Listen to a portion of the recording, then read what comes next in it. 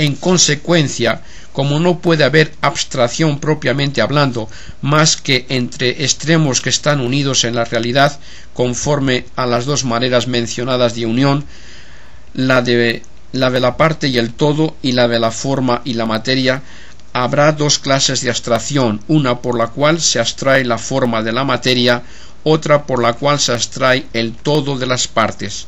Ahora bien, la forma que puede ser abstraída de una materia es aquella cuya esencia no depende de la materia. No puede en cambio ser abstraída por el entendimiento una forma de la materia de la cual depende en la constitución de su esencia. Así como todos los accidentes son respecto a las sustancias, que es un sujeto lo que es la forma respecto de la materia, y como la naturaleza de todo accidente depende de la sustancia, es imposible que alguna de esas formas sea separada de su sustancia, mas es de advertir que los accidentes sobrevienen a la sustancia por un cierto orden. Primero le sobreviene la cuantidad, luego la cualidad, después las pasiones y el movimiento. De ahí que se puede pensar que la cuantidad está en su sujeto, la materia, antes de pensar en ella las cualidades sensibles, y de las cuales recibe la denominación de materia sensible. Y así, en su concepto esencial, la cuantidad no depende de la materia sensible, sino sólo de la materia inteligible. La sustancia, de hecho, desaparecidos los accidentes, ya no es conocible más que por el entendimiento, ya que las potencias sensibles no llegan al conocimiento de la sustancia. De tales objetos abstractos trata la matemática, que estudia las cuantidades y lo que es inherente a ellas, como las figuras y cosas similares. Tampoco puede ser abstraído el todo de cualquiera de sus partes. Hay algunas partes, en efecto, de las cuales depende la esencia del todo, a saber, en aquellos casos en que el ser de tal todo está precisamente en constar de tales partes, como es, por ejemplo, el de la sílaba respecto de las letras y el del compuesto respecto de sus elementos. A esa clase de partes se las llama partes de la especie, y sin ellas no se puede pensar el todo, ya que entran en su definición. Hay otras partes que sobrevienen accidentalmente al todo en cuanto tal, como es el caso del semicírculo al círculo. A este le es accidental el que se le divida en dos partes iguales o desiguales, o en más. En cambio, no es accidental al triángulo el señalar en él tres líneas, ya que el tenerlas es precisamente lo que constituye al triángulo.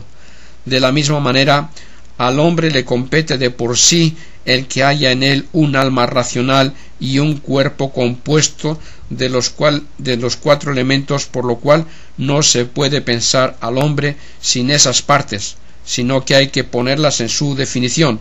Son pues partes de la especie y de la forma. El dedo, en cambio, el pie, la mano y otras partes, así como algo posterior al concepto de hombre, por lo cual no depende de ellas la razón esencial del hombre. Por eso se le puede pensar sin ellas, tenga o no tenga pies, con tal de que se tenga un compuesto del alma racional y un cuerpo que conste de elementos, con mezcla propiamente dicha, se tendrá el hombre. Reciben el nombre de partes de la materia las que no se ponen en la definición del todo, sino más bien a la inversa. Eso son respecto del hombre todas las partes individualizadas, signate, como por ejemplo esta alma y este cuerpo y esta uña y este hueso, etc. Esas partes son sí partes de la esencia de Sócrates y de Platón, pero no del hombre en cuanto hombre. Por eso puede ser abstraído por el entendimiento el hombre de esas partes. Esa abstracción es la del universal de lo particular. Tenemos según esto dos abstracciones del entendimiento, una a la que corresponde la unión de la forma y de la materia, o del accidente y su sujeto, y es la abstracción de la forma de la materia simple. Otra que corresponde a la unión del todo y de la parte. De esta clase es la abstracción del universal de lo particular, que es la abstracción del todo, en la cual se considera la naturaleza absolutamente en su razón esencial, separada de todas las partes que no son parte de la especie, sino partes accidentales. No existen las abstracciones a estas opuestas, en las cuales se abstraiga la parte del todo o la materia de la forma, ya que una parte o no puede ser abstraída por el entendimiento del todo si es una de las partes de la materia en cuya definición se pone al todo, o puede suceder también que pueda existir sin el todo si pertenece a las partes de la especie, como por ejemplo la línea sin el triángulo, o la letra sin la sílaba, o un elemento sin el compuesto. En estos casos en que dos cosas pueden existir separadas en la realidad, más que abstracción se da separación. Asimismo, cuando decimos que es abstraída la forma de la materia, no se entiende eso de la forma sustancial, ya que la forma sustancial y la materia que a ella corresponde dependen entre sí mutuamente, de suerte que no se puede entender la una sin la otra, pues cada acto se produce en su propia materia.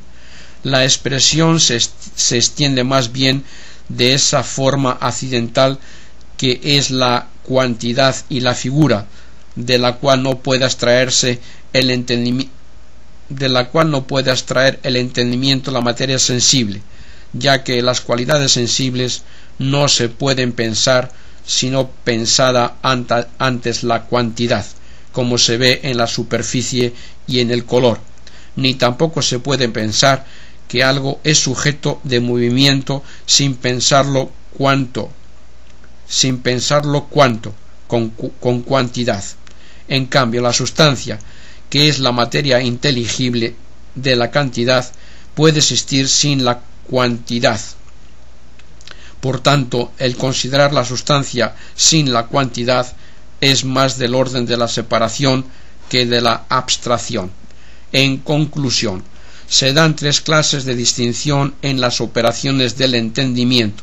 Una, en la operación por la cual el entendimiento compone y divide, que propiamente se llama separación. Esta es la propia de la ciencia divina o metafísica.